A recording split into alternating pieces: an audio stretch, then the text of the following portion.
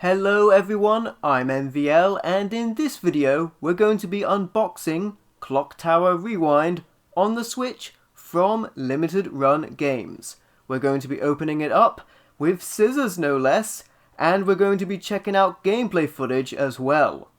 This game originally came out on the Super Famicom in Japan, but this new release has been localized worldwide and is available in English. I will note that if you missed out on the Limited Run Games release of this game, that you can still find this game at PlayAsia, and that version will also play in English. This new release of Clock Tower has some cool extra features and enhancements that I think are pretty cool, and we'll dive into those with the gameplay. But first, let's check out the Limited Run Games release. This version includes a reversible art inlay, which I think looks pretty nice on either side.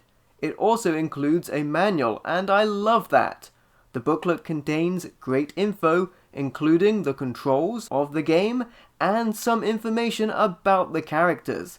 Since we are currently in a time where actually getting a manual with your game is not a certainty, I have to say that I do really appreciate getting manuals included with my games, so that I have the controls and other info to hand. And this manual has all of the information that I'm looking for, so that's really nice. With that said, let's cut to the chase and take a look at Clock Tower Rewind. Clock Tower is a point-and-click survival horror game.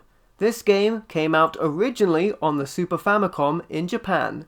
This new version, Clock Tower Rewind, includes an animated intro and some cool extras, including a soundtrack and unlockable motion comics and an improved version of the game itself, though you can also play the original version of the game if you want to as well. Though I do highly recommend the new version, as the differences are mostly quality of life improvements, which can make the game a lot easier to play. These improvements include allowing the character to run when travelling upstairs, and allowing the character to rest and regain stamina far quicker, which does make things a ton easier. You play as Jennifer, who travels with her friends to a creepy mansion in the hopes of starting a new life under the care of the mansion's owners. Very quickly things go dark, and Jennifer is left to fend for herself in a world full of horrors.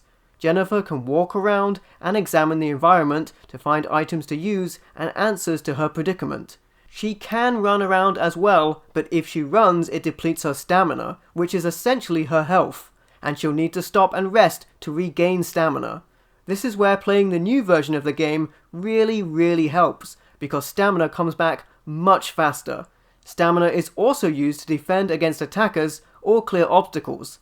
This version of the game also includes a rewind feature, as the namesake implies, which you can use if you want, but you can also save the game anywhere and continue from any room as well. The game has about 9 different endings depending on what you do in-game, so there's a lot of replayability with that. Also, events and items can sometimes be different or found in different places each time you play. For example, you might discover Anne drowning in a pool outside one time, and the next time you play, Anne might be impaled through a glass roof inside by the big scissors-wielding bad guy Bobby instead. The West Wing key could be inside a box in a living room one time, and another time that key could be hidden inside a bird's nest at the end of a corridor instead. There's loads of different interactions like this, which can make the game feel a little different every time you play, and I think that's really cool. WayForward and Limited Run Games did something similar to this release with a Kunio-kun Super Famicom game previously, releasing it retitled as River City Girls Zero and adding a new intro video. And honestly, I think this sort of thing is great to localize a classic game worldwide to a new audience, and I hope that we see more releases like this. I will note that if you missed out on the Limited Run Games release of this game, you can still get the game at PlayAsia, and that version will also play in English.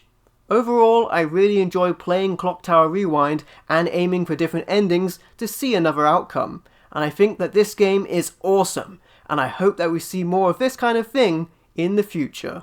And there you have it, that was my unboxing of Clock Tower Rewind on the Switch from Limited Run Games. If you like the video, be sure to leave a like or a comment to let me know what you think, and don't forget to subscribe for more awesome content. And if you'd like to, you can also support me through Patreon or YouTube channel membership.